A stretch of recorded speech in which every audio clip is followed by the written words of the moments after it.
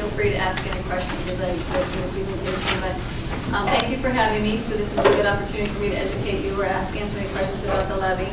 The Children's Services, so I'm the Director for Job and Family Services, but the Children's Services Division is one of our biggest divisions within the department. So we spend a lot of time and resources in that area because child welfare is certainly something that we're very aware of and we're concerned with. And we are one of 88 counties in the state, and in Hamilton County we are state supervised county administrators. So we administer the child welfare program for the state of Ohio, and we do that really based on the federal guidelines. And our focus is in child welfare must be safety is number one, permanency and well-being. So that really drives all of our work in terms of our mandates. A little bit about what we do is, how many of you are familiar with the 241 Kids Hotline? Probably heard about that. Marge, of course, was my supervisor many, many years ago, so that was kind of funny that she's here. But the 241 Kids Hotline is available 24 hours a day, 7 days a week. So folks that have concerns about a child within the community, they can make a call to the 241 Kids Hotline, and we have trained staff available to answer questions and determine about whether or not what the caller is reporting is a concern in terms of abuse or neglect. Sometimes people get frustrated because they think, wow, this is really serious, you should take it, but the federal rules have been very strict lately in saying that families must fall within a certain parameter for us to actually open up a case, because people have the right to raise their children in a manner which they so choose until we think that safety has been compromised.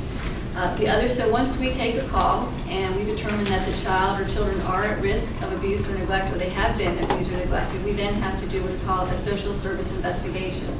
And that basically just means that gives us the authority to go out into someone's home and to talk to them about what's happening in their household and to interview the children and anybody else that's involved with the children. We are mandated by law to do that within a certain amount of time, and then if we determine that the child and family is okay and there's no more need for us to be involved, or we've been able to meet the needs of the family, we can then close the case. But there are certain situations in which we've determined that the family could benefit, or we have such concerns about child safety that we stay involved with that family, and then we really try to work with keeping the kids in the home safely. So our number one goal is really to work with families and keeping children within their family structure. But we have to always think at the top of our mind if the child is safe. Sadly, there are times when we don't have confidence that the parents might have protective capacities. You've probably heard a lot about the heroin epidemic that's happening across the country, but it's very real within Cincinnati. So there are times when we have to say to the, we have concerns about child safety, and we then would go to the court, juvenile court, and say to the court, we have concerns here, and really let a judge hear all the evidence to determine whether or not the children should stay in the home and be removed. So in those cases when the judge has deemed that the children are not safe, we then have to remove the children. Again, our goal is to temporarily remove them, and they would go into what's called foster care. Sometimes we also are lucky enough to place with family, which would be called kinship care. But then we really work with the families to kind of work with the parents to help them, look at the barriers or helping them that would help them achieve to allow those children to come back home so that the children could be safe. And then there are times when we have to, we're not successful with families, and we've tried to work with birth families, we've tried to work with kin families, anybody within the community, and if it's deemed that no one really is able to provide a safe home for that child, we would then have to seek the court's approval to what we call permanently sever parental rights. That's a very serious decision, not something that anyone takes lightly. Again, the judge would ultimately be the decider of that, but the federal government has also been very clear with us that you can't just stay in someone's life for a long time. Children have a right for permanency. So after 2 years, if you haven't been able to achieve that permanency with that family, then you have to look at other permanent solutions, which would be adoption or placement with the kin. So part of our service also could be we work with families to adopt our children. On any given day, we have about 200 children that are available for adoption. And so we work really hard to get, because we believe in our hearts that every child has a right to be in a home at some point, despite their age. Because at 18, a child could have a permanent solution. The other part of our services that we spend a great amount of resources on are the youth, the older teens that are still in our system. Any teenager can be challenging, but certainly the kids that we have in our care have had so much trauma in their lives, and sometimes they really are just, they themselves don't want to be adopted because they feel they've been hurt so much that they just can't fathom going through another potential placement that might fall apart, or they've had so much trauma they still have a lot of issues that are preventing them for us to really place them in a home. So we work closely with those youth to help them transition into adulthood the best possible way that we can. So that's kind of a quick overview of the mandated services that we do, that we're required to do. Did you have any questions about that? When you do an investigation, do you sometimes go outside the home and say, talk to neighbors? So we are, yes, we're required by law to talk to anybody, so that would be like collaborative contact. So perhaps a neighbor has some really good information about what's happening. We would talk to school, like teachers, principals. We would talk to medical professionals. If the child's been seen through the medical field, like a nurse, a doctor. We would also talk to if the child's in therapy or the family's going through therapy. So parents would sign releases, allowing us to do that. If a parent isn't allowing us and the court believes that we need to have that information, we can eventually have that information provided via the court. But typically families work with us in that. But we try to really look at all the different people to collect all this information that helps us make the best decisions for families and children. Is it difficult to find adoptive parents? It can be. The great thing about Hamilton County is 70% of our foster parents actually end up adopting. So that's kind of a nice transition for a child.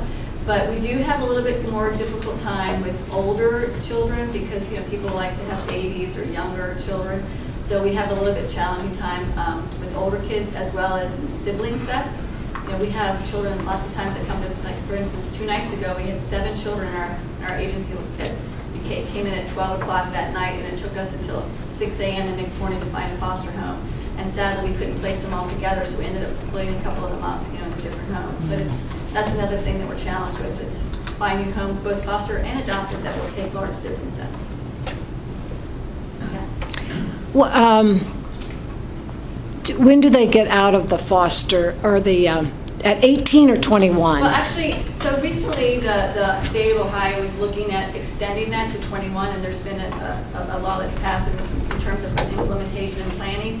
In Hamilton County, we have actually kept kids up to 21, sometimes older, if they're actively pursuing something, if they're still in school, they're doing some training, and we can really say to the court, we're still working with this child, so we really try to keep children as long as we can.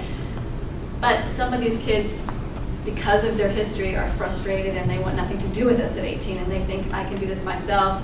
And then they realize after they're out there, it's tough out there, so they kind of come back to us, and some workers will help them. But it's kind of a combination of them wanting nothing to do with us anymore, first, and also keeping them engaged in some kind of services. I know I taught at Hillcrest, and the kids would always say, wow, when I'm 18, I'll be...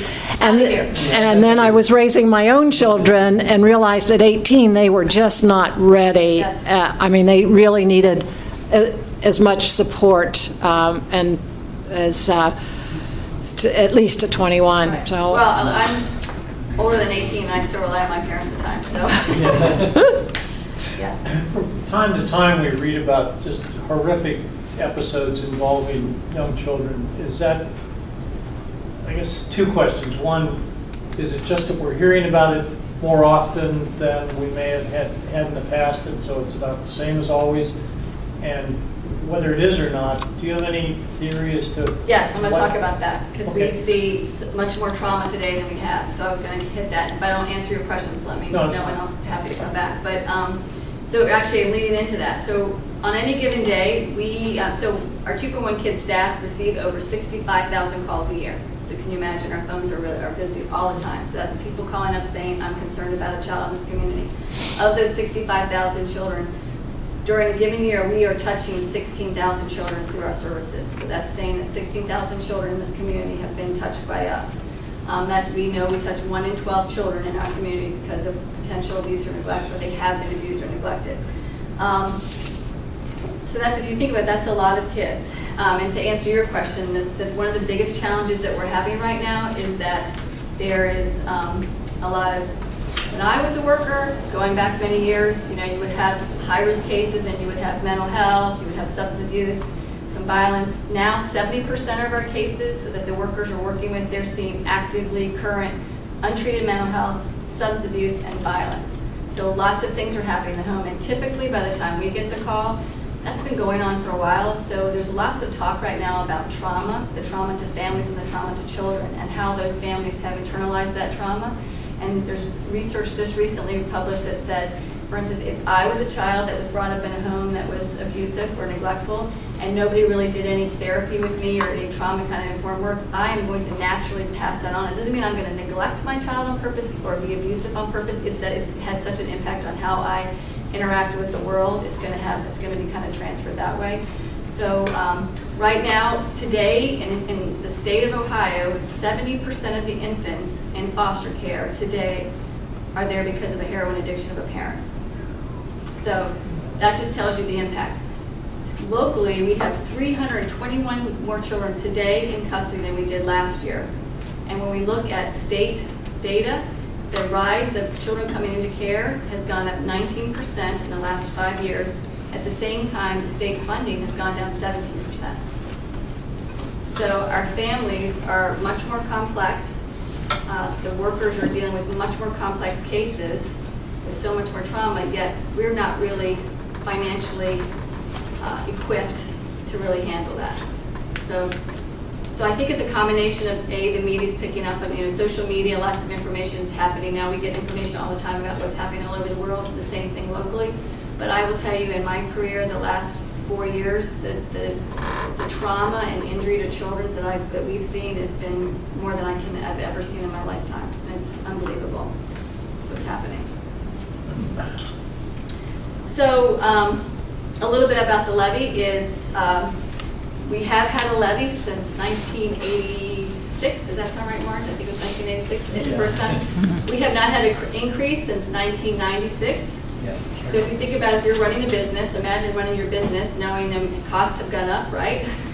So the same time that our costs have gone up, it costs money to purchase services for foster care or kind of behavioral health care, medical care. Our levy has been flat, and in fact, during the recession, it went down a little bit. So we are still at the same millage rate that we were in 1996. The cost of homeowner of a home of $100,000, about $56.